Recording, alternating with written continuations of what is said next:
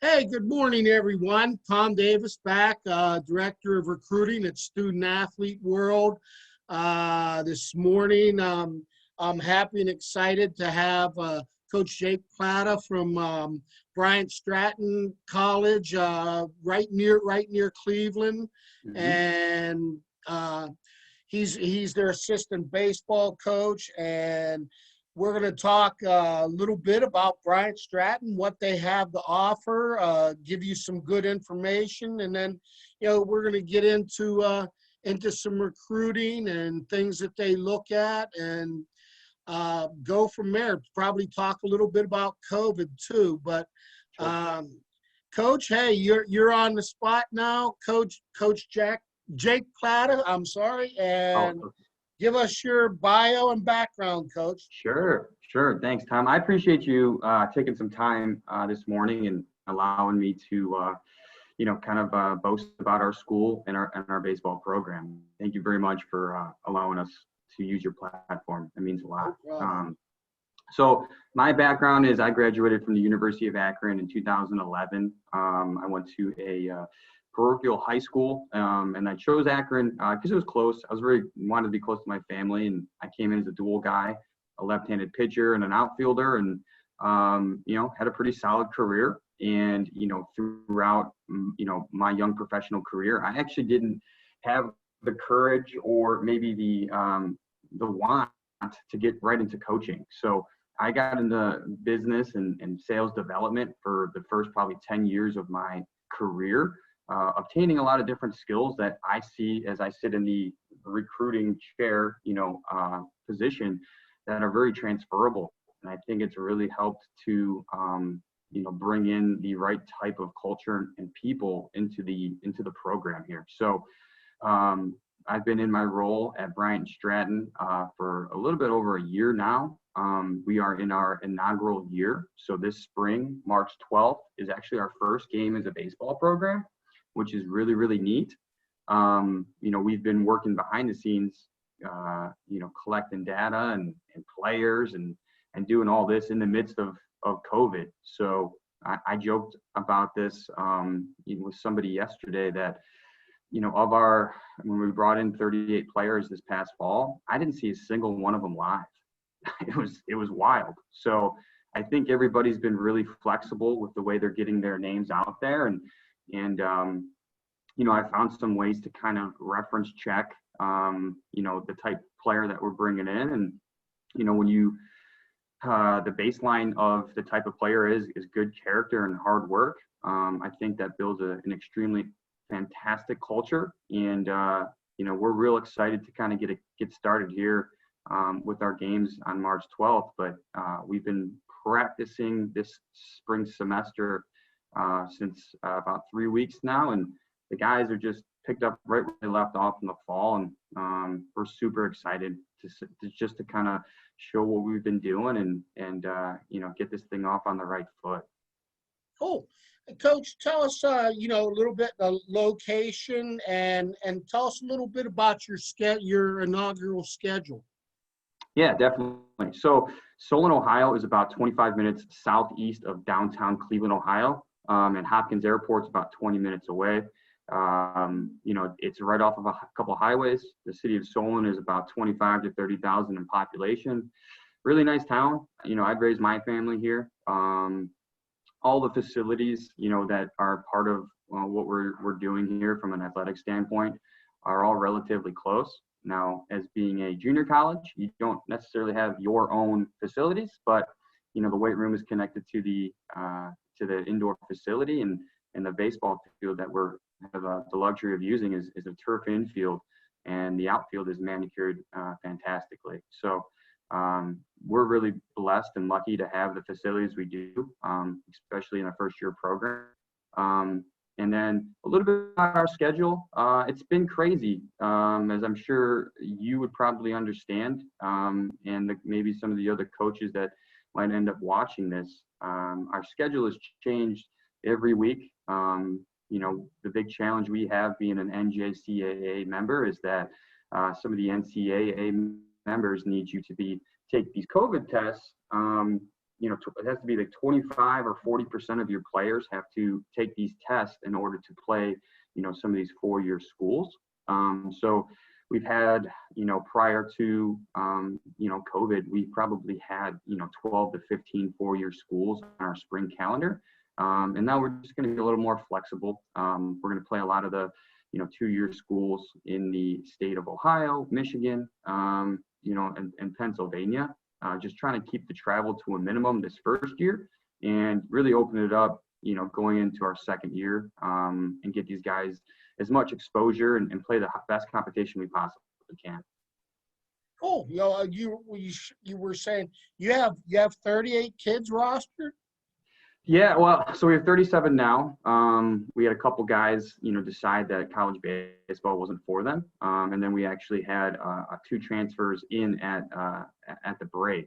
A gentleman that came from a Division I program, an outfielder, and also a right-handed pitcher that was, committed to a D2 in Indiana, which he wasn't sure if they were going to play their season, and we're fairly confident that moving forward that we're going to play our games. And we also have his brothers on our team, so he's familiar with the situation.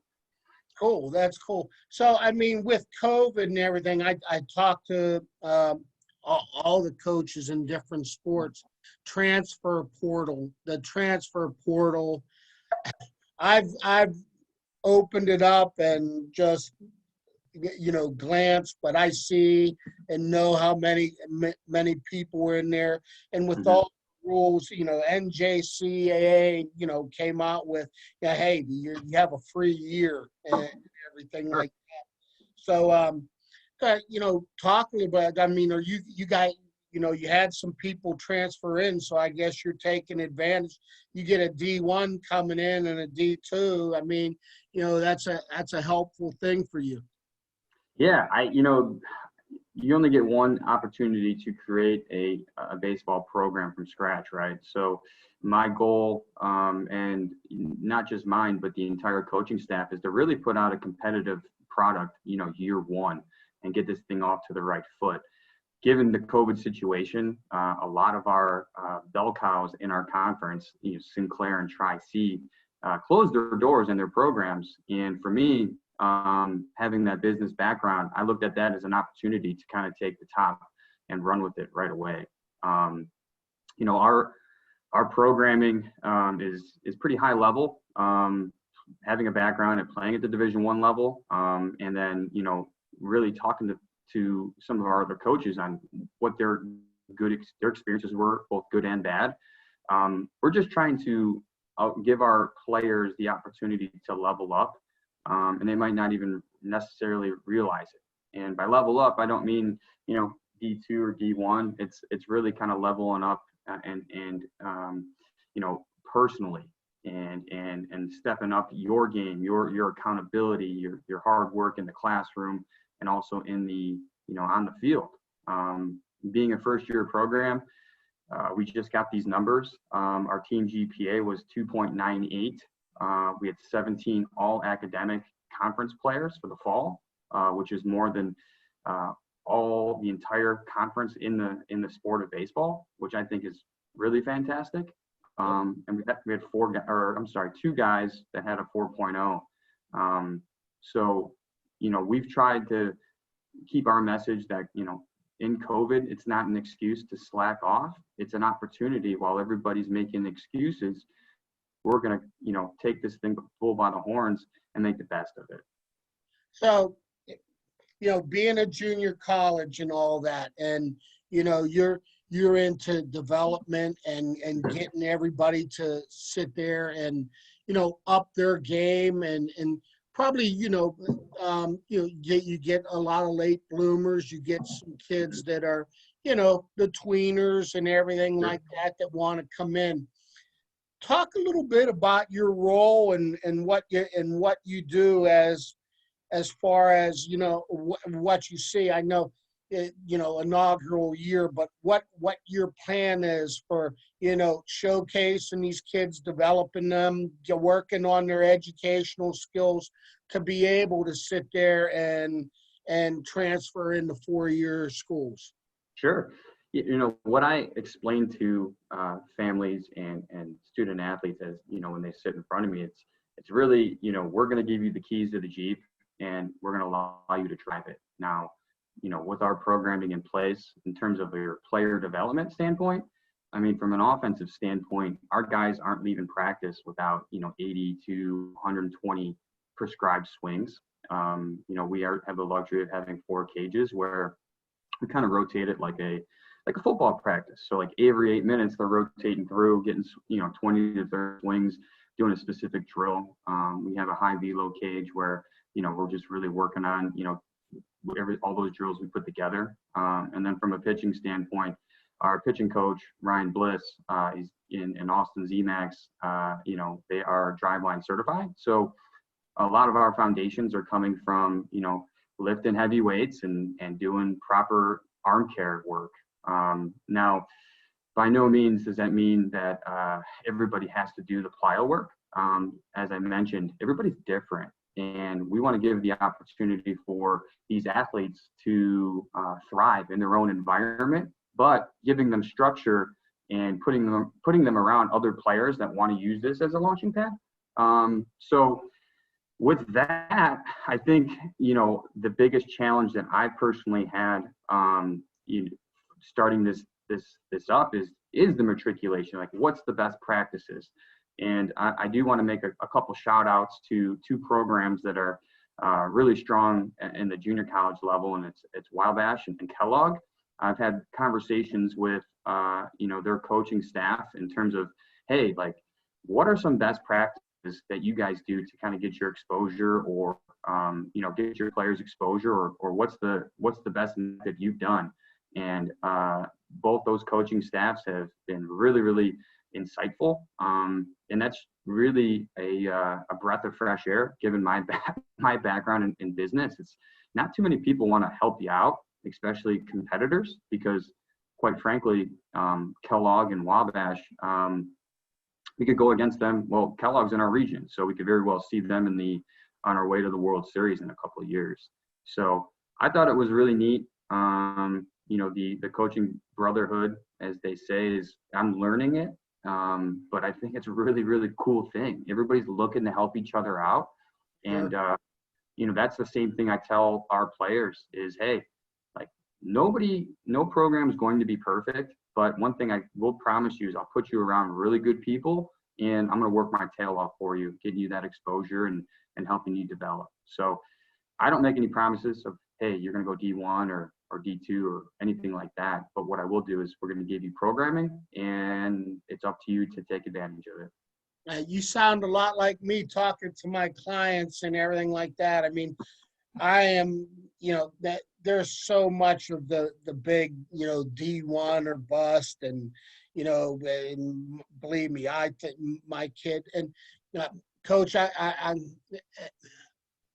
don't want to be like the guru, but I've been around and I know talent. And the reason that I'm very good at what I do is because I don't oversell and undersell. I mean, I get my kids to those right fit schools academically and everything and skills wise. And, I sent you a list. We were talking the other day and all that. I mean, all those kids could help you. Great students, great kids, and everything. But, just like the whole thing.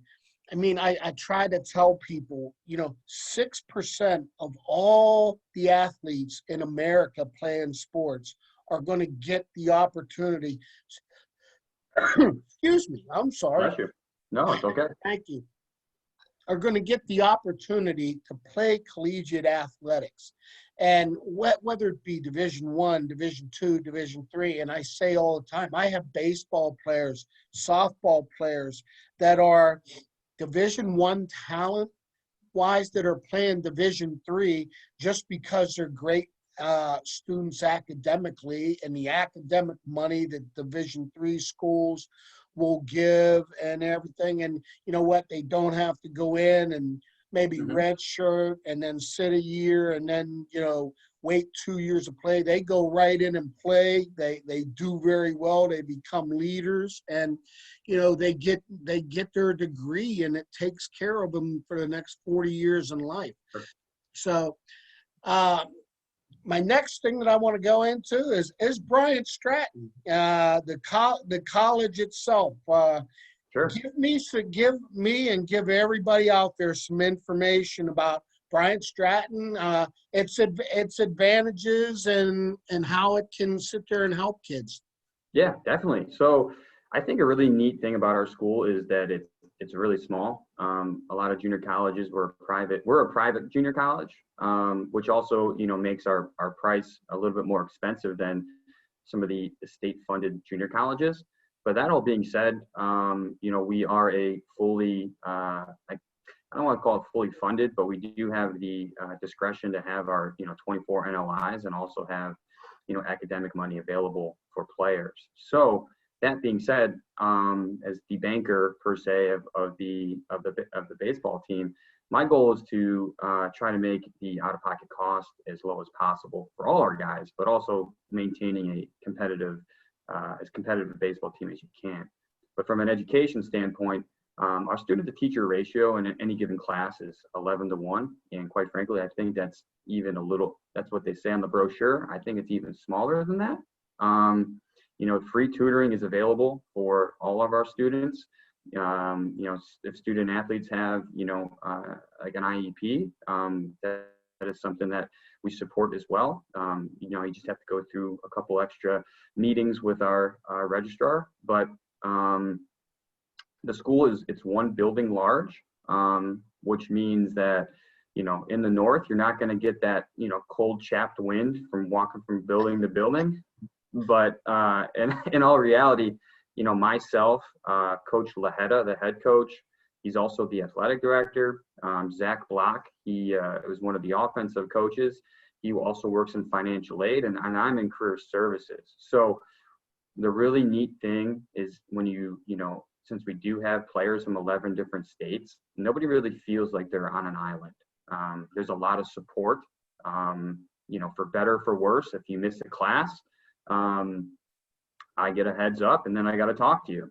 The really cool thing that I think with the school being as small as it is, we dictate the schedule a lot. So a given day in the life of a student athlete would be, if we have morning workouts, we'll probably do that once or twice a week. And then you have class from 9 to 12, give or take, a half hour here or there. And then we have practice from 12:30 to 3:30, 4 o'clock. And you really are up your rest of your schedule for your day. It's up to you. So, there's availability for more weight rooms or part-time jobs, more studying. And then also, I think I mentioned it, but the school does offer free tutoring and study tables. One of the things that we've learned this first semester is we're going to make at least all first semester student athletes go to study tables until they can prove they get over a 3.0. And then from there, just like anything else, you've earned that privilege to be more responsible. But the moment that you go under that 3.0, you're going to have to go to study tables for at least 3 hours a week. Absolutely. And you touched on it because I was just going to go into, okay, take me through the life of one of your players and everything like that. So, I mean, I would tell you what, you're lucky that you get to start practice at 12:30. Now, I you agree. say you go 12:30 to 3:30 or 4. Are you coming in groups? You have to come in groups, or can you come as a whole team now? So we can go so the way our for example, I'll give you what today's going to look like. They're going to have an open weight room from 12 to 1:30, give or take. So some guys will have some extra work they get done, with the teachers after class. But the weight room's open for those guys that want to get that extra work in. And then at 1:30, we'll start doing a team stretch dynamic warm up, and then for those 2 hours we have, prescribed time. We'll do a little bit of teamwork. Today we're going to, do some PFPs and bunts. And then with that hour and a half, a lot of time what we'll do is we break off into individual work. So The outfielders and the catchers will probably go to the 4 cages while the infielders get their individual work in. And as I mentioned earlier, we go in those 8 to 9 minute cadences. So as the hitters are complete, and then the infielders will come to the offensive side and get a lot of work in just about, an hour and a half. It's kind of cool because, you've sat in the batting cage before and you've seen every single hitter says one more, one more, one more. We have kind of developed this culture to where get your work in, stay focused, work with intent, and you're going to leave here, by the end of the week, getting 600, 700 swings. And I think that's a fantastic development piece that I always bring up to all the offensive guys that are looking to take this opportunity to a fullest. Cool. Want to get into now a little bit of recruiting. You're an NJCAA. Not a lot of people know about, how you go about recruiting and all that. I mean, you're not like a tier 1 Florida that's going to get the draftees. I mean, it's possible, and you can get them and all that. Take us down a little bit of your strategy at Bryant-Stratton on recruiting, kind of kids that you're looking for, kind of makeup of the kids, and exactly what your selling points are for them to come and get the 2 years or the 1 or 2 years in with you. Sure. Yeah. I think to start with like the player profile that we're looking for, I think, what we have our metrics, obviously, that you like to see, but beyond that, we want guys who just want it and want to take advantage of their situation and come into Bryant-Stratton with 2 feet in. What we teach is no matter your circumstance, I don't care what situation or what school you're in, you're going to get the best experience possible by just being all in your situation. So, from that standpoint, I ask a list of 4 questions to every single recruit that sits in front of me. And, the final question of those 4 is I ask them on the spot. I say, why do you deserve a scholarship from me? And it's really unique to hear, some of the answers that we get back. But I also ask the parents. So you get a good feel for, financial need. You get a good feel for why somebody feels deserving or not deserving of a scholarship. And from that standpoint, we build that culture with guys who want it and want to use this as a launching pad. I've had some talented people sit in front of me, but maybe they just didn't align from a culture standpoint as well. So for me, it's really important that I find the right players to surround a group of guys that we already have and to keep that thing moving in the right direction. Because quite frankly, these 37 guys that are here in the spring, they all took a chance on us. And it's my duty and my responsibility to provide them with a good experience. And I think we do that with our programming, but also from now we're just kind of looking for the right type of person. From a physical standpoint, I look for people who move well, people who aren't laboring around, that have not only a high ceiling but a pretty high floor. And that being said, it might take a few extra phone calls on my end to find the right person or what have you. But from a recruiting standpoint, I want to bring in the best athletes that want to prove something. And this recruiting class, the second one we have right now, we're up to 14, and all of these guys, are really, really hungry to prove it, because some of them feel slighted because of the COVID roster restriction. But also, they really believe in some of the development techniques that we're using. We have a couple guys on our team currently that came in, in the low 80s, and now they're, in the low 90s off the mound. And some of our hitters are, their exit velos were in the 80s, and now they're in the mid 90s. So, I think once we get through a cycle or two, I think people will really understand the type of athlete that we're bringing out here, but also the type of student. Our goal is to be a 3.0 team. And I think when somebody wants to be pushed, I'm not the type of coach that's going to get in your face and get all, jacked up. But, part of those questions that I ask in the visit are so I can keep you accountable if you're slacking. If you tell me you want to play D1 and you're not going hard at it every single day, I'm going to call you out on it. And that's all it comes down to. And I think from there, you kind of just build from the bottom up. I always tell my kids that, they're like, what to expect and all, and like you say, you have your list of questions, and it was fun.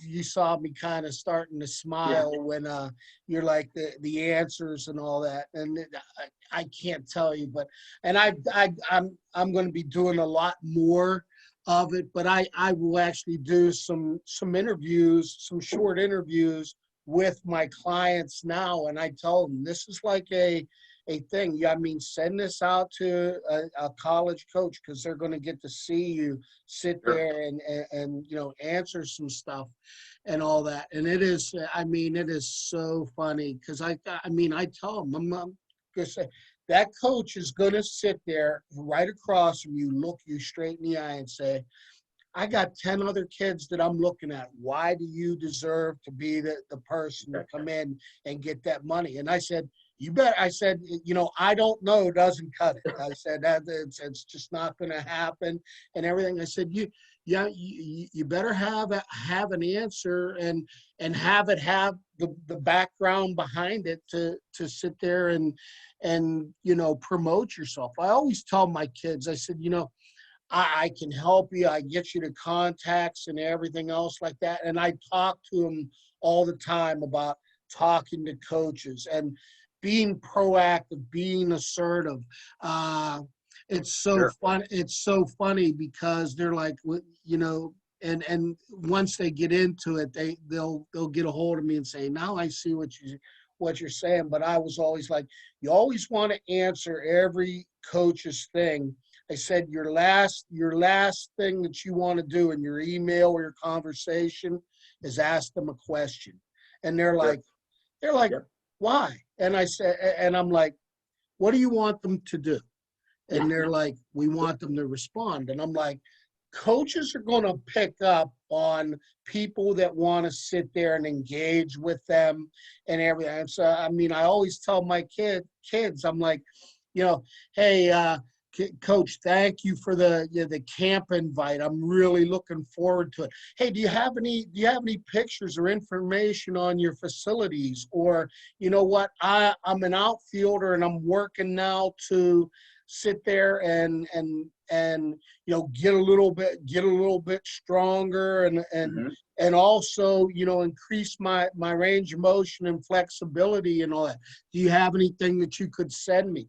And Love that. I can't tell you, how they pick up on it. And I think from what I'm doing with working with the kids to get into college, goes exactly into what you're doing. I call it a developmental tunnel. And it's so funny because what you said there, I may talk to you, and I try to as young men, but if you're going to be the kid, I'm going to talk to that kid and be there. And it's like I tell them, I said, you get to college. I said, there's no arguments. There's no this, that, and the other. Mom and dad's not going to walk in and say, you need to give him more playing time. I said, you know what? I said, that's where you get shown the door and everything. Great. I said, this is big boy league.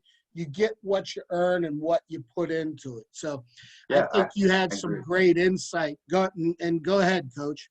Yeah, I was going to say, to your point, as I teach our guys that are looking to jump, I say jump ship, but I mean that with all love and, and joking aside, but it's really hard to, well, let me put it this way. I encourage all of our players to create a relationship with the coaches that you're talking to, because it's a lot harder to say no to somebody that you care about, or that you know that is engaged to the situation.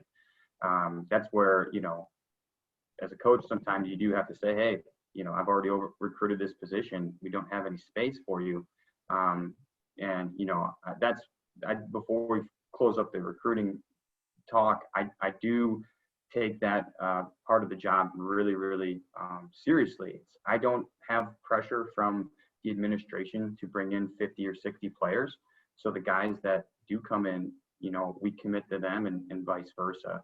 So I think that type of communication is really helpful. So then we teach, our players, from my perspective, I really know when I get a good email or somebody reaches out or what have you. So we teach those guys how to market themselves to the schools that they want to go to, but also, if, realistically speaking, if they're, going after University of Florida and they don't profile as an athlete for that, I tell them, and, I'm honest with them. I said, I'm not going to, burn your dreams down here, but realistically speaking, we can go after Florida, but I also need some more schools that are maybe closer to your athletic ability, if you do want to continue to play, baseball.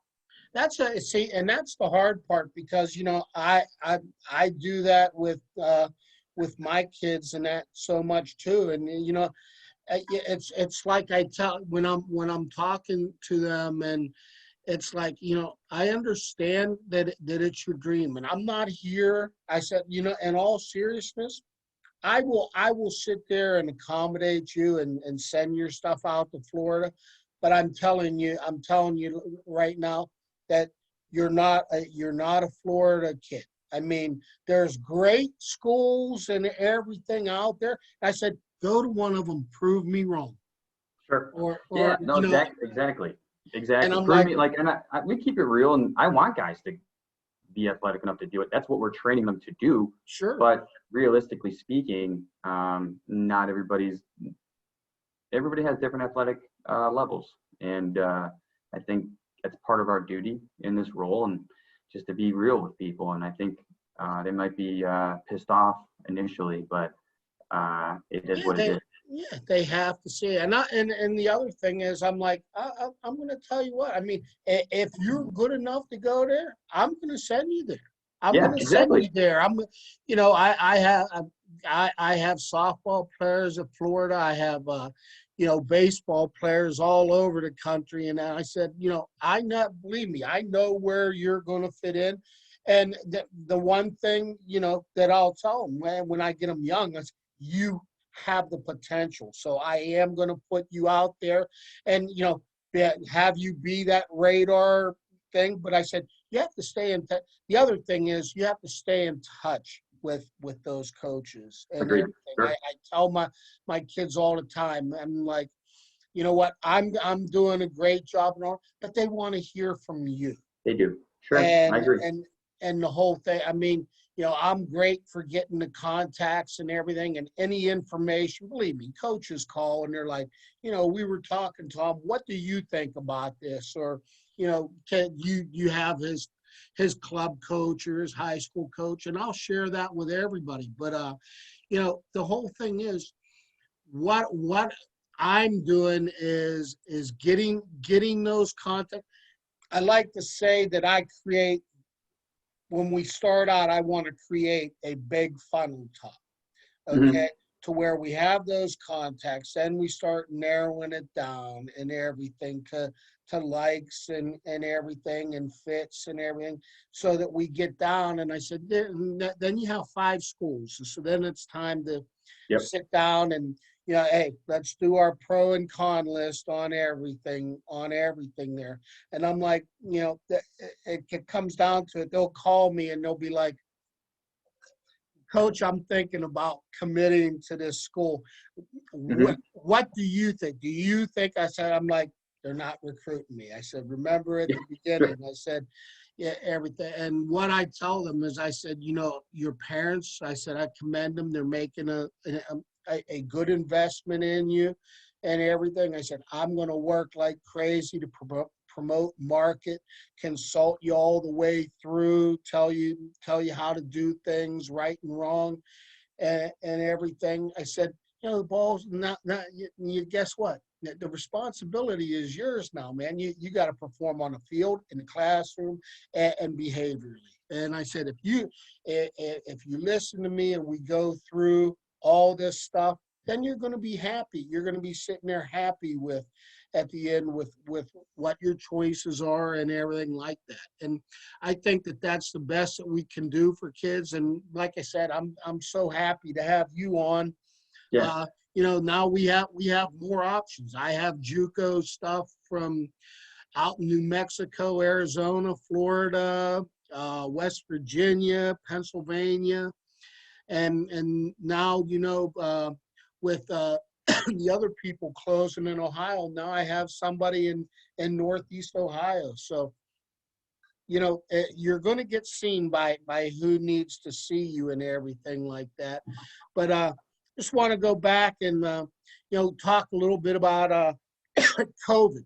How's it affected you guys and things you do team wise, everything that you got to do from a school and a baseball standpoint? Sure. So every single morning we have a COVID test, right? It's like sent to our email, ask you 5 basic questions, just see if you have any symptoms. And it's mandatory for not only our athletes, but all our students in the school and faculty, full-time associates, even part-time, to have it completed. So that's if you're feeling ill, stay home, we'll figure it out, right? And then from a baseball standpoint, we're wearing masks. We're taking, as much precautions as we possibly can. But we're also encouraging our guys to stay in their own bubble. And, if you're hanging out with your, 36 players, 37 players, stay away from those parties. We do have the University of Akron and Kent State right down the street. And, I get it. I want the University of Akron. There's a lot of, things to get into.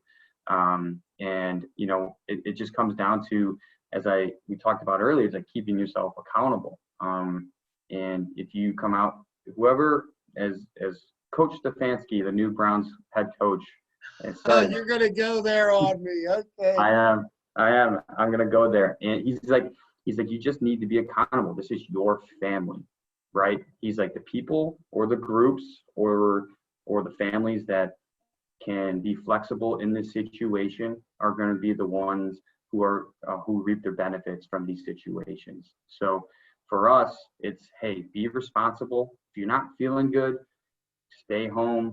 It's not going to hold you against it because you missed a practice or two. Because the reality is you're bigger. The team is bigger than the individual. And, the players, I think have all kind of taken that mentality. And I think the coaching staff has too. The coaches, before this wraps up, I just need to give them a shout out. I think everybody's been working extremely hard. And to your point, some guys have dealt with COVID and their families, have dealt with their kids, and everybody has done a really, really fantastic job of keeping the ship moving in the right direction, even though we might have hit a couple bumps along the way. But I think that's a pretty good example of how we've kind of navigated a little bit through COVID times, and we're excited for I know that they got to be excited now that they're swinging and they can see a light to where there's games at the end of the tunnel. Believe me. Mm-hmm. A couple weeks ago, I was in Fort Myers, Florida, with our Rawlings 15U national team, and I'm going to tell you what, I needed those 4 days to be around those kids, get out there and coach in a nice environment and everything. And it's just one of those things, as a coach, that what you need and everything. I want to say something else. I mean, you brought up a word, and I think it's a word that's not acted on and not used accordingly in our day and age now, and that's the word accountability, and people understanding what the word accountability is. And it's like you're saying, you're accountable to your teammates, your coaches, the program, and everything like that. I mean, I think that that is so important. And you were talking like with the Browns and some stuff there, and I am a huge culture guy. Yep. I will tell you, uh, people will say, well, look at the Yankees, man. Look at all those players that they have and all that. I'm like, Hmm. if you don't see them hanging out and everything like that together and everything, that's and I'm former player for the Red Sox and everything, and those teams that the Red Sox had that won like this, I will Yeah. tell you that flat out. And when Jeter was young, I mean, I'm gonna I'm gonna give a shout out here. You know what? I mean, was taught, didn't like anybody in pinstripes, but Derek Jeter, I mean, if you're a baseball player, you have to respect him. I mean, in all seriousness, he came to play day in, day out, and everything. He's a captain. They had so many egos and so many big Sure. people, and I tell everybody, I said, you got to give him all the credit in the world, man, keeping that culture that they had and everything with all those people, because you know it and I know it, and the coaches know it, because we try to teach it every day and all that. Is you know there's just those times, and people will talk about Tampa Bay. How do they do it? They have a great culture there. Yep. They don't have the most talented. They go about it in a pitching fashion. They always have pitching and all that, but I'm going to tell you what, people, they play in a crappy ballpark. The thing in Oh, Tampa they do. I've Bay been to is, a game there. It's terrible. It's not a great place to watch a game. but I will tell you one thing: they enjoy playing with each other, and it Yeah. makes you dangerous. So I mean, I Agreed. just wanted to get on that point and the accountability thing, because I talk to players and coaches and clients and parents about it all the time. One last thing. Sure. If you had a message for parents as far as their recruiting process and what their role is in it, what would you say, Coach? I would I say, know this is a tough question. It's going to make yeah. you think a little Well, bit. it's interesting. You just see during the visits. So I actually did a presentation yesterday about how I do recruiting in front of the entire athletic department, and since August 4th through January last week, we did 61 visits. So I sat in front of 61 different families, and or individuals, right? And you meet all sorts of different backgrounds and characters and personalities. And what I would suggest, families do is be supportive of their athletes, give them guidance, but during a visit, do not control the conversation. I want to hear from the player. The way my visits are structured, there's definitely times for back and forth and questions and things like that. By no means am I trying to be a dictator through it all, but I'm not recruiting the family, I'm recruiting the player. And I know that's might be, raise a couple of hairs, but reality is, we're creating a family where we're going to be hanging out for 6 days a week for 2 years. I definitely want the parents to be a part of the process. I want to be there to answer any questions they might have, but understand that the player is being recruited, and allow them to make the process fun, and give them guidance, and understand that I'm not recruiting the mom and dad to come play for me. But that would be my top of the head 2 cents on that. I always say, part of the process, but not the focal point. Yeah, you said it better than I did. I'll And probably borrow that line from you, to be honest. there you go. Because I tell the parents and all that. It's so funny. They're like, okay, now what can we do, Tom? And I just be support. I want you to go out and be a fan. I want you to go out and enjoy watching your kid play and all that. I said, I don't want you sending no emails. I said, this is between your son or your daughter and myself and the coaches. And that I said, they want to hear from them. I said, visits. I said, you'll get the red carpet will come out, the hands will shake, and the smiles will come, and all that. And yeah, and like you said, so many. I've talked to coaches, and they're like, I'm asking questions, and the parents are there, and like I have to interrupt and say, I want to hear from Johnny. You know what I said, I want his insight and his answers. And it's like I said, I mean, so many people will be like, well, I'll take it. Here's my email. Have his stuff sent there. No, your son or daughter should have an email. They should take responsibility for it. And I put them, when you're contacted, I put them on a 24-hour rule. I'm like, and I'm going to throw you guys under the bus. And I've been there. College coaches suffer from instant gratification syndrome. They sit there and they're taking their time to send you out something and all that.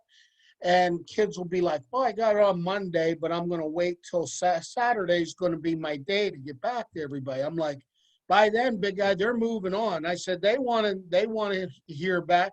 Hey, coach, thank you for taking the time to get in touch with me. I appreciate it. Send me some more information. I'm interested in hearing what you have to say. So I said, start your thing there. And, they're like, man,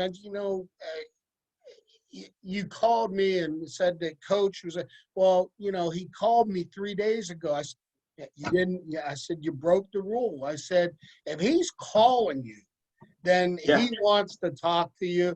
So number one, man, you're not the president of the United States and everything like that. And they're like, well, we're so busy. And I get it, setting up appointments. And it's funny because people will be like, yeah, Tom, we'll call you at 6:00. Never call. And then I message them. Well, things come up. Well, number one, you know what?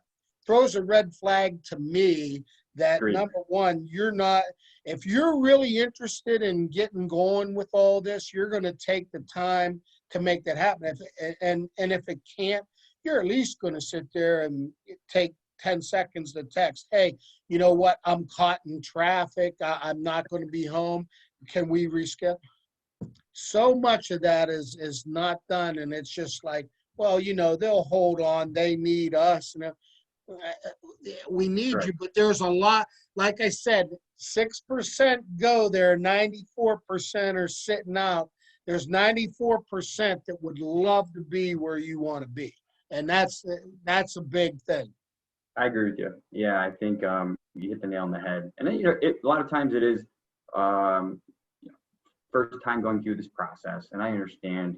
So I try not to take things too personal, but it's very clear when I know somebody's interested, right? And typically those guys that are interested and there's mutual interest back, if I'm being frank with you, are the ones who get the bigger scholarships.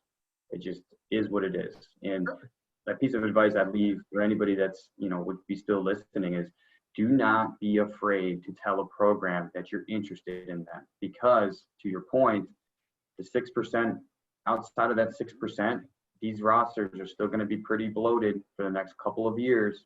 So if you're interested in a program, whether it's, and I tell this to they're sitting there, so even if it's not my program, like tell the coach that you want to play for them, and you make it easy for them, because they're busy, lots of different things. Also, they do a lot more than coaching. They have a family, they want to spend time with their dog, whatever it might be. So I encourage players to express their interest.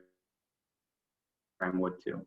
You're exactly right, Coach. And I'm going to tell you, I think in all seriousness, with COVID going on, and I really feel that it's going to bring changes in the NCAA, way more changes in the NCAA, the NAIA, and NJCAA, and everything, to where for the next 5 years, that 6% is actually probably with everything they're going to do roster wise and eligibility wise, I think it's going to go down to 4.5%, 5%. Sure. And, because people are going to be staying that extra year and you're not going to be I mean, there's some colleges that are like, Tom, we're set for, you know what, we've put off 2022 recruiting because, we're going to have an entire team back, or what, we only have one spot open and it's taken care of. So I mean, that's why it's important, because that I try to tell people, I mean, I cannot hurt, I can only help. And from following me and the things that I do, man, I mean, I'm there to get your name out there and promote you as a good player and good person that people are gonna want to. But it's like you said, you have to be assertive and pro, especially now. Yeah, and what you're saying, there's nothing wrong with, hey, Coach Pyle, something, I'm really interested and I'd really like to play for you. Tell me, goes back to that question. Tell me what you'd like me to do next. Yes, exactly. And just leave it there. Very good. Yeah, I agree. Well, Coach, I appreciate you taking the time to come on and promote the school and the program. And I'll tell you what, anything that you need, don't hesitate to give me a call. I'm going to be waiting for an invite. I want to come out and see the facilities, see the kids and watch a practice and all that, and Cool. take all that in. I mean, I'd love to come out. It's not like you're far from me.